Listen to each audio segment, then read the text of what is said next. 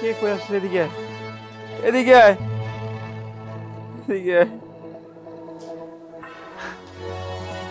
কি?